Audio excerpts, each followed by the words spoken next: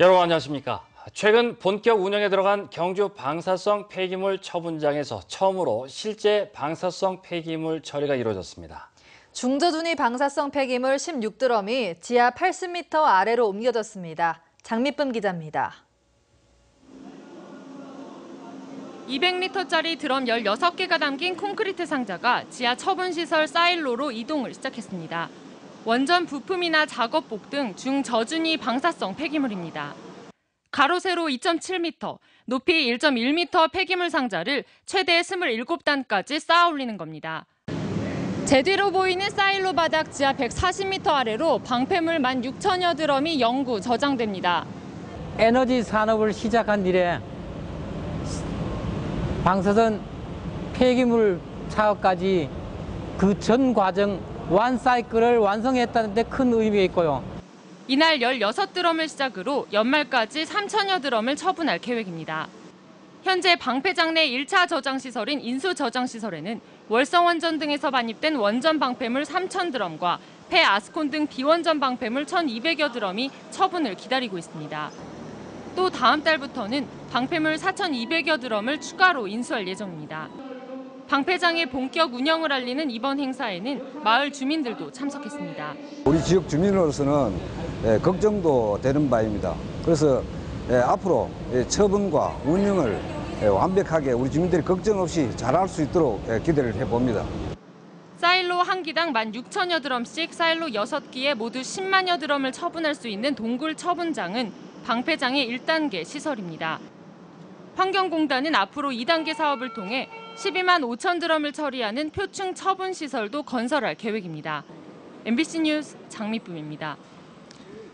이희진 영덕 군수가 원전 사업의 전제 조건으로 지역 발전과 주민 수용성이 우선돼야 한다며 정부에 명확한 지원책을 요구했습니다. 그동안 한국수력원자력의 무관심과 지지부진한 정부의 지원책이 주민 반발을 불러왔다고 지적했습니다. 박상원 기자가 보도합니다. 취임 이후 당초 계획대로 원전 사업 추진을 주장해온 이희진 영덕 군수가 정부의 지원책이 아직도 지지부진하다며 불만을 표출했습니다. 영덕이 원전을 유치하는 가장 큰 이유는 지역 발전이라며 모든 주민이 납득할 수 있는 구체적인 지원책을 제시할 것을 정부에 요구했습니다. 정부는 원전에 대한 부정적 인식, 안전에 대한 불신 해결 대책을 마련하고 주민의 수용성과 갈등성을 해소할 수 있는 명확한 지원 방안과 유치 지역을 위한 특례 사항을 수록하는 법령을 제정해 또 지역 원전의 위험을 통제하고 제어할 수 있는 안전기술원과 통제기술원 등을 설립하고 원자력 전문병원을 지어 모든 주민에게 건강검진을 실시할 것도 촉구했습니다. 다양 분야의 지역 발전 사업을 도출, 심도 있게 검토하고 있고 건의됐던 사업에 대해서 중앙정부 차원에서 명확하고 적극적인 검토와 지원 방안이 제시되어야 합니다. 영덕군은 주민 의견이 가장 중요한 만큼 앞으로 소통위원회를 구성해 토론회와 설명회를 통해 주민과 정보를 공유하고 의견을 나누겠다고 밝혀 앞으로 정부와 한수원에 대응해 관심이 모아지고 있습니다. MBC 뉴스 박상환입니다. 포항철강공단 1, 3단지의 건폐율이 70에서 80%로 상향 조정돼 공장 용지 확대와 5천억 원 이상의 경제 유발 효과가 기대됩니다. 포항철강공단 1, 3단지는 산업입지개발법이 아닌 구도시계획법에 따라 공장 건폐율이 70%로 제한됐지만 포항시 등이 지속적으로 중앙부처의 규제 개혁을 요구했고 최근 관련 시행령이 개정돼 건폐율이 80%로 높아졌습니다. 포항시는 이번 결정으로 65만 4천 제곱미터의 공장 용지가 늘어나고 실질적인 투자가 이루어질 경우에 최소 5천억 원 이상의 경제 유발 효과를 거둘 것으로 기대하고 있습니다.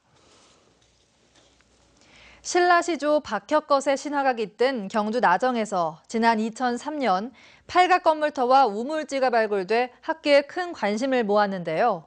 신라시대 왕실용 재단으로 추정돼온 팔각형의 건물을 복원하는 사업이 본격 추진되고 있습니다. 김형일 기자가 보도합니다. 신라 박혁것의 탄생설화가 깃들어 있는 경주 나정. 지난 2003년 팔각 건물터와 우물지가 발굴되면서 학계에 큰 관심을 모았습니다. 이 유구들은 삼국사기 기록과 일맥상통하는 점으로 보아 박혁것의 탄생지와 관련이 있을 것으로 생각됩니다. 통일 신라 시대에 지어진 것으로 추정되는 이 팔각 건물이 어떤 형태일지 역사 문헌을 참고해 복원 작업이 진행되고 있습니다. 하단부의 면적이 200여 제곱미터로 규모가 커 단층이 아닌 복층 구조로 추정되고 부속 건물과 담장 회랑도 갖춰져 있습니다. 안압지나 동궁에서 출토된 건축 부재와 신라시대의 불화, 중국과 일본의 문화재까지 참고해 당시의 모습을 재현할 예정입니다.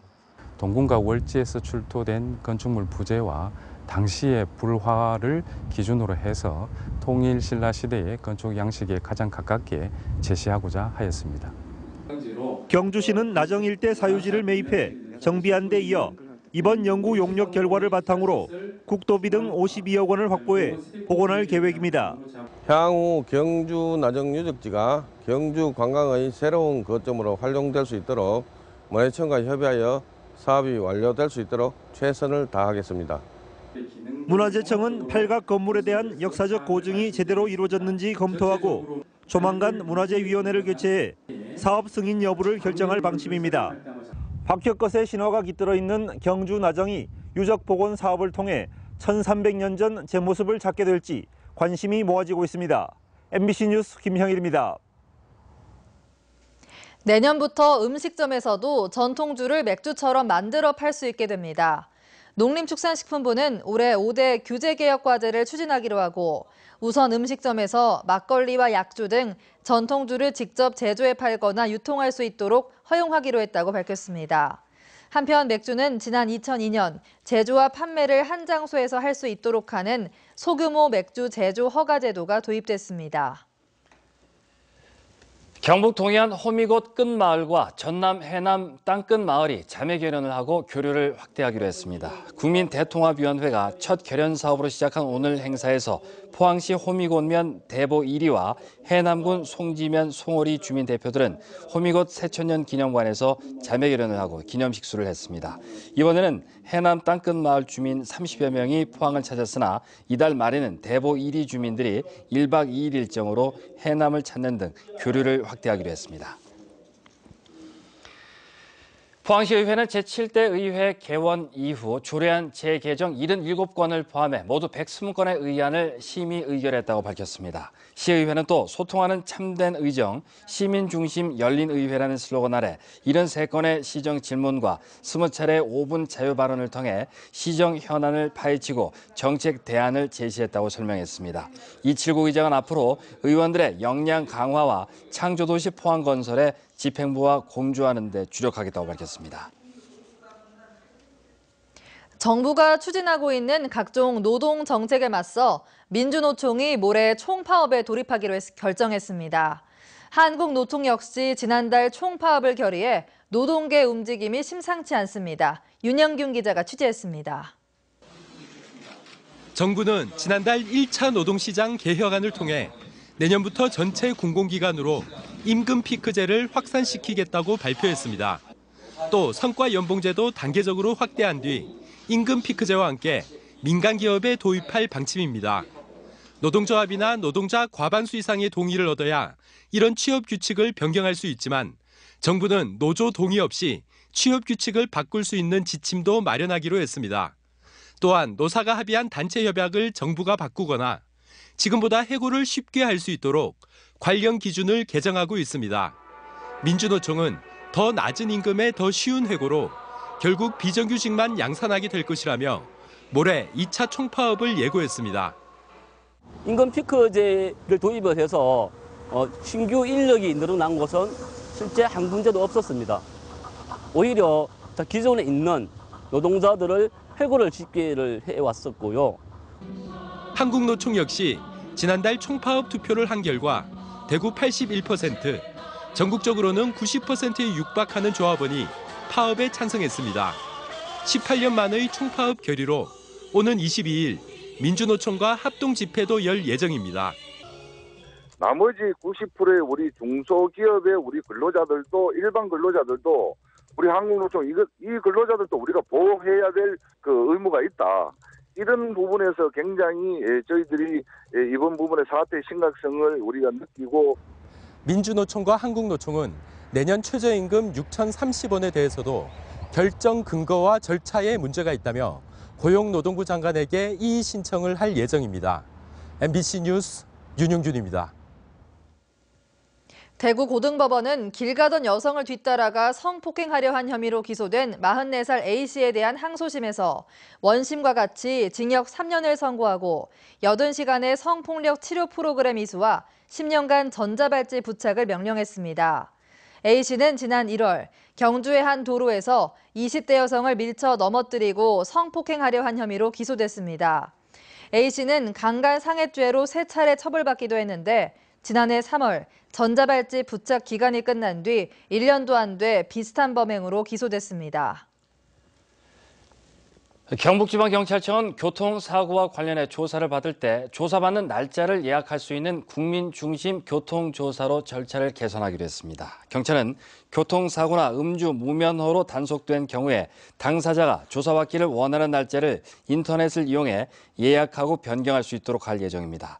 교통조사는 교통범칙금 인터넷 납부 교통조사 예약 시스템을 통해 접속하면 예약이 가능하며 자신의 사건 담당 조사관과 조사 가능일을 조회 예약하면 되고 해당 경찰서 교통조사기에 전화로 문의해도 가능합니다. 올해 가뭄에 이어 태풍까지 자주 발생할 것으로 우려되면서 벼 재배 농가의 재해보험 가입이 크게 늘어난 것으로 나타났습니다. 경상북도에 따르면 올해 벼 재해보험 가입은 3,600여 가구에 8천여 헥타르로 지난해 비해서 2배 이상 늘어났습니다. 그러나 배는 보험에 가입한 농가와 면적 모두 지난해 비해서 10%가량 줄었고 사과의 재해보험 가입률은 지난해와 비교해 변동이 없었습니다. 오늘 오후 4시쯤 포항시 남구 대잠 사거리에서 25톤 화물차가 경주 방면으로 우회전하다 싣고 있던 맥주 3천여 병을 도로에 쏟았습니다. 이 사고로 깨진 맥주병을 치우느라 1시간여 동안 일대 도로가 정체를 빚었습니다. 경찰은 화물차 적재함에 맥주 상자를 고정한 줄이 풀리면서 사고가 난 것으로 보고 사고 경위를 조사하고 있습니다. 오늘은 삼복 중 첫 번째 복날인 초복입니다. 여름의 시초를 알리는 날이기도 한데요. 경북 동해안 지역은 다소 흐린 하늘 보였습니다. 내일은 본격적인 더위가 시작됩니다. 김성민 기상캐스터입니다. 네, 오늘은 삼복의 첫 번째 복날이자 본격적인 여름의 시초를 알리는 초복입니다. 경북 동해안 지역은 태풍이 지난 뒤라 습한 가운데 다소 흐린 하늘을 보였는데요. 하지만 내일부터는 본격적인 여름이 시작되겠습니다. 기온이 쑥쑥 올라 대부분 지역에서 30도를 웃돌겠는데요. 보양식으로 더위를 대비해 보시는 것도 좋을 것 같습니다. 오늘 밤과 내일 사이 기온은 오르겠지만 바람이 여전히 거세게 불겠습니다. 내륙과 해안 곳곳에서 매우 강한 바람이 불겠으니까요. 유념하셔야겠습니다. 자세한 내일 날씨 알아보겠습니다.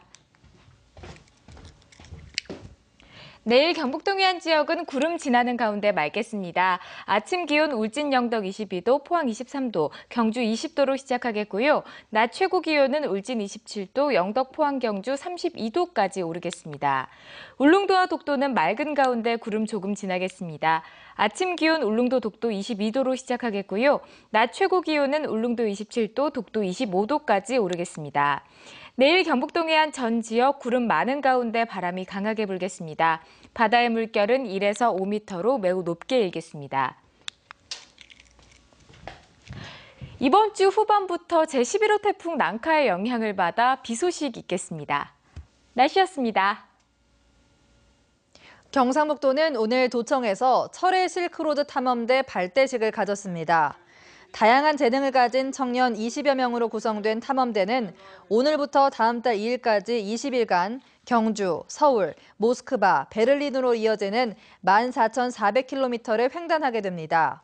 탐험대는 우리나라의 문화와 정신 그리고 한류 문화를 전파하며 다음 달 21일부터 열리는 실크로드 경주 2015의 홍보 활동도 펼치게 됩니다. 정의당 경북도당 위원장 선거에서 박창호 현 위원장이 55.7%의 지지를 얻어 재선에 성공했습니다. 지난 10일 치러진 선거에서 부위원장에는 김은숙, 임경희 씨가 당선됐습니다.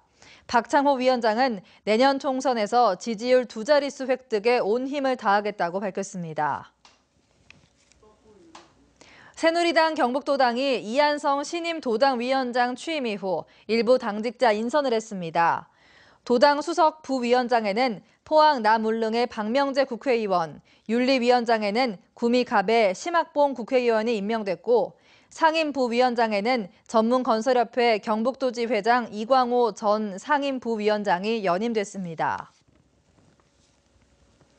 포항시가 감사원이 주관하는 2014년 자체감사 활동평가에서 기초단체 가운데 최우수 기관으로 선정됐습니다. 포항시는 감사원이 지난 2월 평가한 인구 40만 이상 기초자치단체 18개 가운데 최우수 기관으로 선정돼 내년도 감사원 기관 운영 감사 면제 혜택을 받게 됐습니다. 포항시는 사전 지도 컨설팅 감사와 함께 누락세원 발굴팀 운영, 사전 일상 감사 추진 등이 좋은 평가를 받았다고 밝혔습니다. 포항시가 부과한 주택과 건물분 재산세는 258억 원으로 지난해보다 5.7% 올랐습니다. 이 가운데 주택부는 126억여 원으로 지난해보다 7%가 올랐고 건축물부는 130여 원으로 4.6% 증가했습니다. 주택과 건축물 재산세가 오른 것은 주택 4,000건 등 새 건물이 늘어난 데 따른 것입니다. 이상으로 포항 MBC 뉴스데스크를 마치겠습니다. 여러분 고맙습니다.